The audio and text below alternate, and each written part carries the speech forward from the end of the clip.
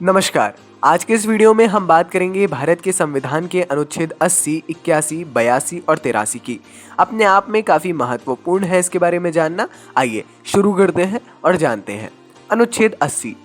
अनुच्छेद 80 हमें राज्यसभा के बारे में बताता है और सबसे पहले है कि राज्यसभा में निम्नलिखित शामिल होंगे। 1. राष्ट्रपति द्वारा खंड 3 के उपबंधों के अनुसार नाम निर्देशित किए जाने वाले 12 सदस्य तथा राज्यों और केंद्र शासित या संघ राज्य क्षेत्रों के 238 से अधिक प्रतिनिधि शामिल होंगे। दूसरा उपखंड है राज्यसभा में राज्यों और संघ राज्य क्षेत्रों के प्रतिनिधियों द्वारा भरे जाने वाले स्थानों का आवंटन चौथी अनुसूची में उस निमित्त अंतर्विष्ट उपबंधों के अनुसार होगा। तीसरा, राष्ट्रपति द्वारा खंड 1 के उपखंड का के अधीन नाम निर्देशित किए जाने वाले सदस्य ऐसे व्यक्तियों से मिलकर बनेंगे जिनके पास निम्नलिखित विषयों के संबंध में विशेष ज्ञान या व्यवहारिक अनुभव हो, अर्थात साहित्य, विज्ञान, कला, खेल या समाज सेवा, इस टाइप से, है ना। तो ये यहाँ पर हमारा अनुच्छेद 80 बताता है। साथ में राज्यसभा में प्रत्येक राज्य के प्रतिनिधियों का चुनाव राज्य की विधानसभा के निर्वाचित सदस्यों द्वारा अनुमानित प्रतिनिधित्व पद्धति के अनुसार एकल संक्रमणीय मत द्वारा किया जाएगा। ये राज्यसभा की बात है टोटल, है ना। और राज्यसभा में संघ राज्य क्षेत्रों के प्रतिनिधियों का चयन ऐसी रीति से किया जाएगा जैसा संसद विधि द्वारा विहित करे। ठीक है, तो ये काफी ज्यादा आवश्यक है। फिर बढ़ते हैं आगे, जानते हैं अनुच्छेद 81 को। अनुच्छेद 81। अनुच्छेद 81 जो है अनुच्छेद 331 के उपबंधों के अधीन रहते हुए लोकसभा की बात करता है। निम्नलिखित से मिलकर लोकसभा बनेगी। ऐसा राज्यों में प्रादेशिक निर्वाचन क्षेत्रों से प्रत्यक्ष चुनाव द्वारा चुने गए 530 से अधिक सदस्य नहीं होंगे और संघ राज्य क्षेत्रों का प्रतिनिधित्व करने के लिए 20 से अधिक जो है सदस्य जिनका चयन ऐसी रीति से होगा जो संसद विधि द्वारा उपबंधित करे, वही मतलब।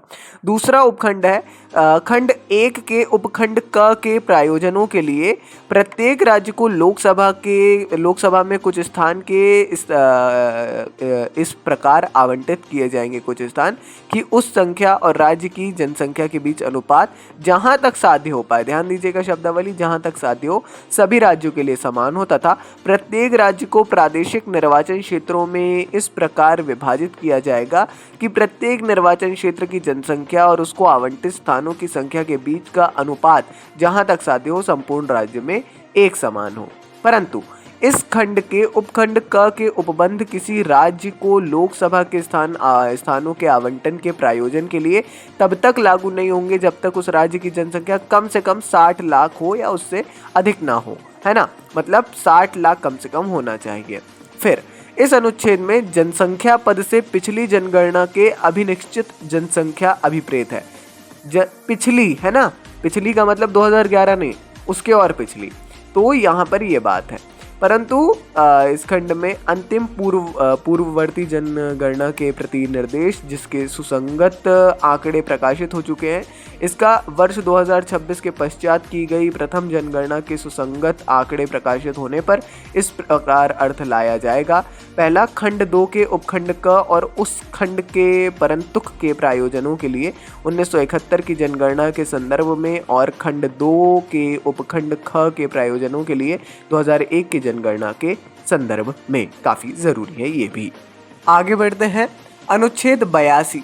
प्रत्येक जनगणना के पूरा होने पर लोकसभा में राज्यों को स्थानों का आवंटन तथा प्रत्येक राज्य का प्रादेशिक निर्वाचन क्षेत्रों में विभाजन ऐसे प्राधिकारी द्वारा तथा ऐसी रीति से पुनः समायोजित किया जाएगा जैसा संसद विधि द्वारा अवधारित करे, बशर्ते कि ऐसा पुनः समायोजन तत्कालीन विद्यमान सदन के विघटन तथा लोकसभा में प्रतिनिधित्व को प्रभावित नहीं करेगा। मतलब उसमें नहीं होना चाहिए, अगली से होना चाहिए लागू। परंतु ये है कि ऐसा पुनः समायोजन उस तारीख से प्रभावी होगा जिसे राष्ट्रपति आदेश द्वारा विनिर्दिष्ट करे, तथा एक ऐसा पुनः समायोजन प्रभावी नहीं हो जाता सदन के लिए कोई भी निर्वाचन ऐसे पुनः समायोजन के पूर्व विद्यमान प्रादेशिक निर्वाचन क्षेत्रों के आधार पर आयोजित किया जा सकेगा। यह भी प्रावधान है कि जब तक वर्ष 2026 के पश्चात की गई प्रथम जनगणना में जनगणना के सुसंगत आंकड़े प्रकाशित नहीं हो जाते, तब तक निम्नलिखित को पुनः समायोजित करना आवश्यक नहीं होगा, है ना। कैसे आयोजित किया भी जा सकेगा, ये भी प्रावधान है कि 2026 के पश्चात जो होगी उसमें आप समायोजन अगर नहीं भी करेंगे चल जाएगा। एक है 1971 की जनगणना के आधार पर पुनः समायोजित राज्यों को लोकसभा में सीटों का आवंटन, ठीक है, और फिर प्रत्येक राज्य का प्रादेशिक निर्वाचन क्षेत्रों में विभाजन, जो इस अनुच्छेद के अधीन 2001 की जनगणना के आधार पर पुनः समायोजित किया जा सकेगा। आइए बढ़ते हैं आगे, जान लेते हैं अनुच्छेद 83 को। राज्यसभा का विघटन नहीं होगा, किंतु उसके यथासंभव निकटतम 1/3 सदस्य प्रत्येक दूसरे वर्ष की समाप्ति पर संसद द्वारा जो विधि है उसके इस निमित्त बनाए गए उपबंधों के अनुसार यथाशीघ्र सेवानिवृत्त हो जाएंगे। लोकसभा यदि पहले ही विघटित न कर दी जाए, अपनी प्रथम बैठक के लिए नियत तारीख से 5 वर्ष तक बनी रहेगी, इससे अधिक नहीं, है ना। और उक्त 5 वर्ष की अवधि की जब समाप्ति होगी लोकसभा के विघटन के रूप में वो मानी जाएगी, परंतु उक्त अवधि को जब तक आपात की उद्घोषणा प्रवर्तन में है संसद द्वारा विधि द्वारा एक बार से 1 वर्ष से अधिक की अवधि के लिए बढ़ाया जा सकेगा। उद्घोषणा के प्रवर्तन में न रहने के पश्चात किसी भी दशा में 6 माह की अवधि से अधिक नहीं बढ़ाया जा सकेगा। ये सारी चीज़ें हैं, बाकी इसी के साथ ख़त्म होता है आज का वीडियो। होपफुली आपको सारी चीज़ें समझ में आई हो, कोई गलती हुई हो अगर हमसे तो हम माफ़ी चाहेंगे। गलती इन द सेंस नॉइस आ रहा हो या कोई ऐसा इशू हो, अभी प्रॉपरली वीडियोस नहीं आ पा रहे हैं, मैं माफ़ी चाहूँगा उसके लिए। अपन मिलेंगे अगले वीडियो में, प्लीज़ सपोर्ट बनाए रखिए। नमस्कार, डायनामिक इम्पल्शन।